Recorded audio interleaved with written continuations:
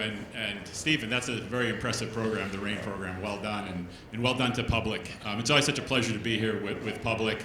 It puts together a room full of amazing people. I recognize quite a few of you here, but what's great is I don't recognize a lot of you, which means Public's always bringing new people into the space, into the room that we at the United Nations are really eager and excited to be working with. So thanks to you, Sergio, and the entire Public team. It's great to be here.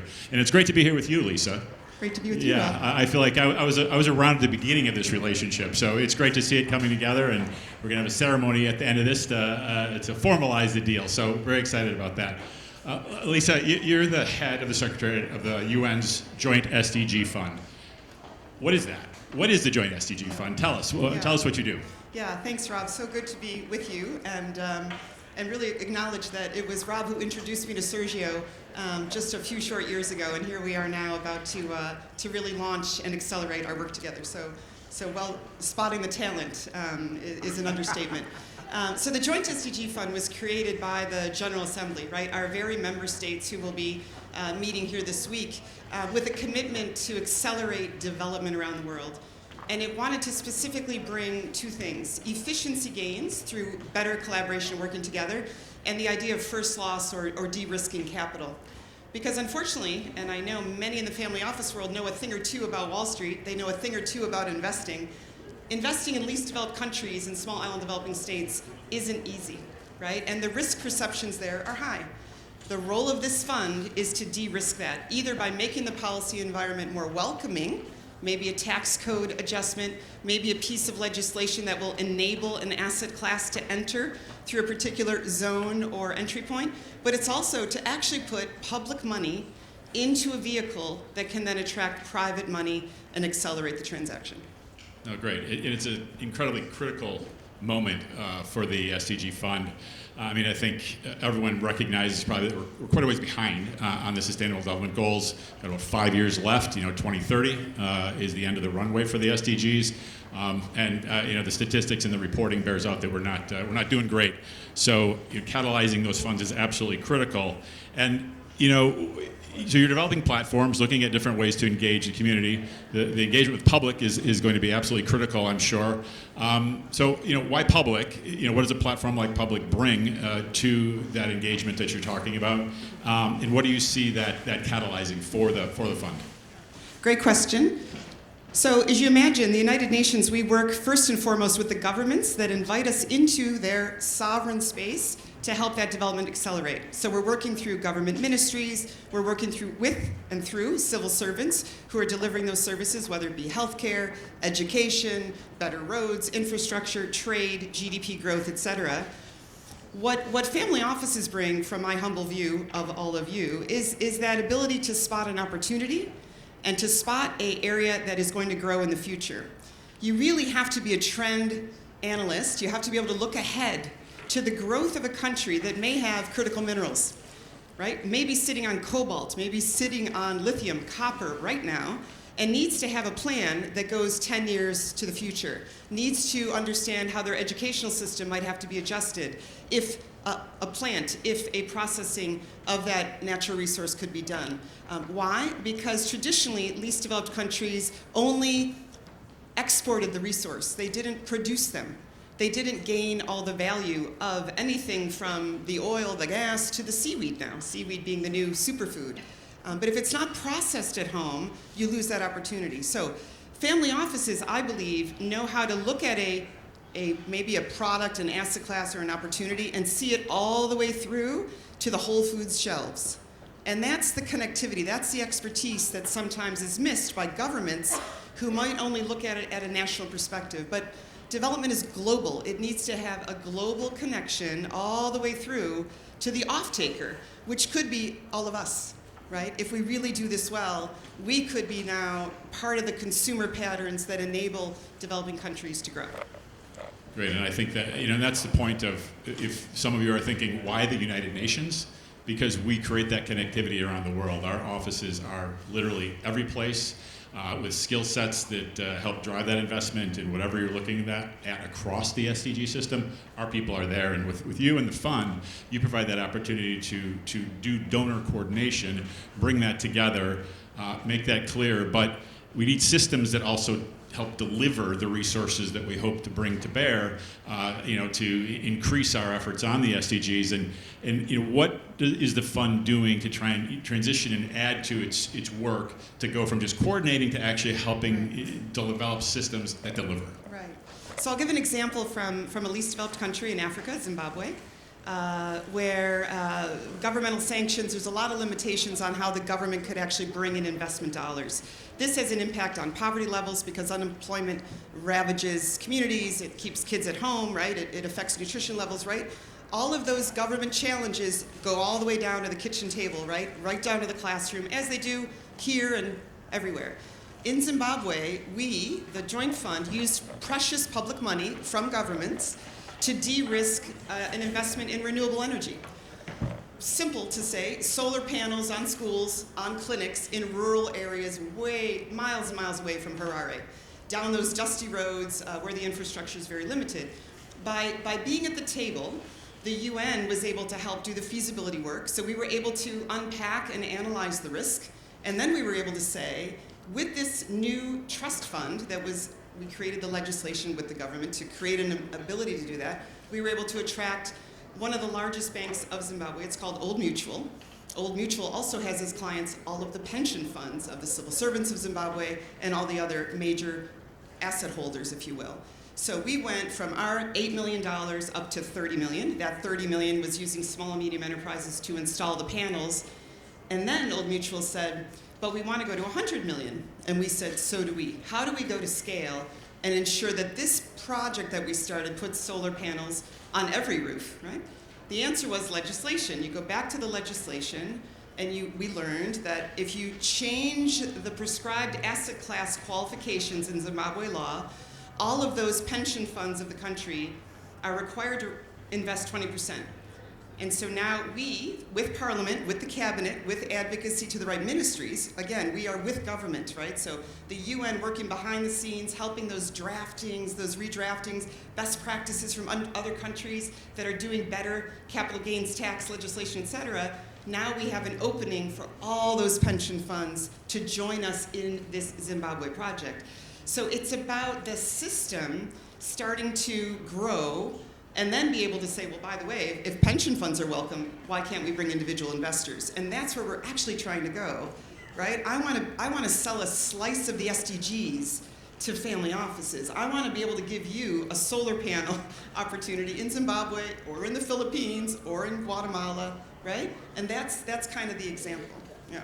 No, and that's a great example, and I think anyone would say that going into Zimbabwe and doing this is, it's challenging in working in the environments when you're working with the developing countries. But that, again, the advantage that you're pointing out, Lisa, of working with the United Nations, our job is to work with the governments, and our teams on the ground are meeting every day with those governments to, look at, what are the priorities, what do we need to do, and that provides access, to those folks like potentially all of you that would want to come in and join and support the Joint SDG Fund because, we are going to be doing that in the private sector and the financial community are going to be essential. I mean, I think we at the UN are really being forced in many ways right now to be more creative about how we're doing our investing and how we're raising resources and bringing those resources to bear in these developing countries where the work is absolutely critical. And I love that it's a solar project. That's that one.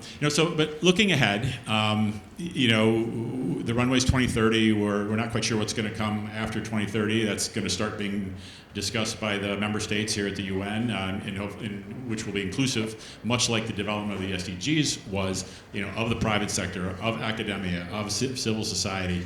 All voices were heard in the development of the SDGs, and we know that will be the case again. But looking forward to 2030, and maybe even thinking a little bit beyond, what does success look like for you? What are some of the measurements that you're looking at that will let you know that you are being successful in driving change from the fund? So even at the dawn of 2025, but certainly after the events of January, we knew that we had to pivot this fund. We knew that the impacts of some member state decisions and their potential backing away from the support of the SDGs and multilateralism meant we needed to pivot. And so now Our little fund, and again, we're only at about $450 million, so we're very small, but there are larger vertical funds, the Green Climate Fund and others, that we can partner with. There are also more and more asset managers who are looking for carbon credits and green investment opportunities. We've had an interesting event recently in Japan at the TCAD global event for Africa, and there's been several events even in Silicon Valley that are really showing me that there's a hunger for more of these investment opportunities. So we're pivoting into the future by saying we go nowhere alone. The MOU that we're going to sign with Public is an example of that. We will not go further into El Salvador, Guatemala, Colombia without Public, because we will be leveraging each other's, not just the money, we're leveraging the expertise, we're leveraging the mentoring and the people who might come in and want to visit that rain hub and actually take a few of those young entrepreneurs and take them under their wing and say, I'm going to keep an eye on you. I'm going to Shark Tank you all the way through. I mean, this is very, very possible. These people are not far away when we have offices all over the world that work at local community level. And so what I want to do is keep connecting at all levels, right? At the highest levels, tomorrow morning we're with Indonesia's new sovereign wealth fund. So that's a different level, right? That's looking at billion-dollar infrastructure projects. Also important because they might go through communities where we have families living for generations. So these decisions are sensitive and can be done in a way that can enable employment, enable gender empowerment, et cetera, but at the same time, all the way down to that 20-year-old in Guatemala who has a great idea and wants to grow. So it's a little bit of just being very open to opportunities. I think we have to not assume anything about the support we will receive. And so we are determined to meet as many partners as we can, welcome them to the UN. We are inside the UN every day. You've come to our office. We need you. If ever we needed more partners, it's now. So if you're on side and you believe in getting things done together, find us and work with us. Yeah, and Lisa, just hearing some of the relationships that you built, like your meeting with the Indonesian Sovereign Wealth Fund, I can say you've done an amazing job. And I was there when you started this job, and we were talking about how to make it move forward. And creating those relationships and developing those relationships takes time, because a lot of people say, well, why does the UN have a fund? In running a fund, and you've really done amazing work to make this thing happen. And thinking about the work with Public that's going to increase and be enhanced with the signing of the MOU, kind of formalize the relationship. I'm confident, having been around Public for many, many years, that's going to really increase the number of potential partners you're going to be working with. What would you tell these partners coming on are the signals that you're going to be looking for that would demonstrate success in the countries you're working in?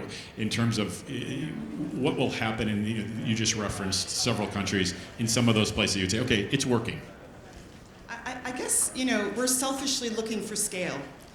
When you work with governments, it's not enough to say we built this beautiful school that has laptops, electricity, and water, because every school, every child deserves that level of education. So it is really trying to keep an eye on the bottom quintile.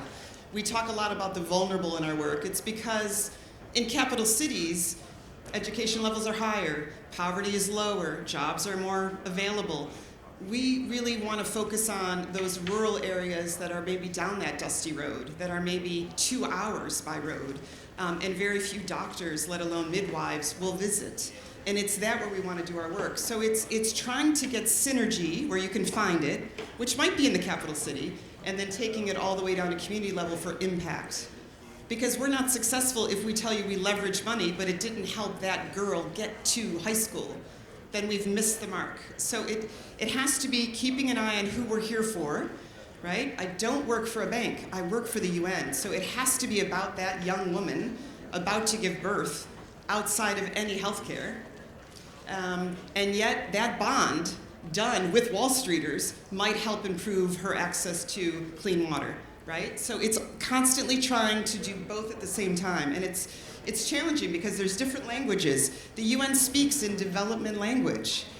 We talk about poverty or education or health proxy indicators, not asset classes. So I'm trying to almost translate those things and say, well, actually, if you're looking at investing in renewables, those renewables to me are powering a health clinic. And so that's success, is when we start maybe speaking a bit more the same language, and maybe we start identifying the indicators together. Yeah, no, that's great. Working in the Department of Global Communications, we spend so much time trying to think about that translation of taking the complicated names we come up with for things and turn them into the language that the finance community and the private sector can understand and they can relate to. Believe me, it sometimes can be tricky, but we look to you, many of you, to help us do that and translate what these SDGs are out into the real world. We're coming to the end of our time, and we're going to bring Sergio up here for the signing ceremony momentarily. I hope Sergio's in the room. I think he is somewhere. There he is. I see his hand back there. But if there's just one final message you would like to deliver quickly to the folks here in the room who we're trying to bring into the UN family, make them feel a part of what we're doing, what would that message be? I guess that the UN wants to help. We want to help you be successful. Many of you are already part of the public family because of your commitment to the SDGs, your commitment to changing the world. We too want to do that. So if we can be of any assistance, if we can open any doors, make any introductions, we're a resource. Rob and I, and there are many like us, we just really want to enable that good work to be done. And we're always available. So don't forget about us, I suppose. Yeah. No, that's exactly the message that I would say. We want you with us. We're so happy that you're all here at the UN as we head into High Level Week. Again, I'd just like to thank Public again for helping get you all here, creating this space. After this weekend, my department, the Department of Global Communications, uses this SDG Media Zone for our work, and it would not be here if not for Public. And I don't know how many years this has been going on, but it's many, and we certainly appreciate it. It's great to be working with Public. And now I would like to bring Sergio up front so that we can have this signing ceremony. Congratulations to the fund and to Public for bringing this together.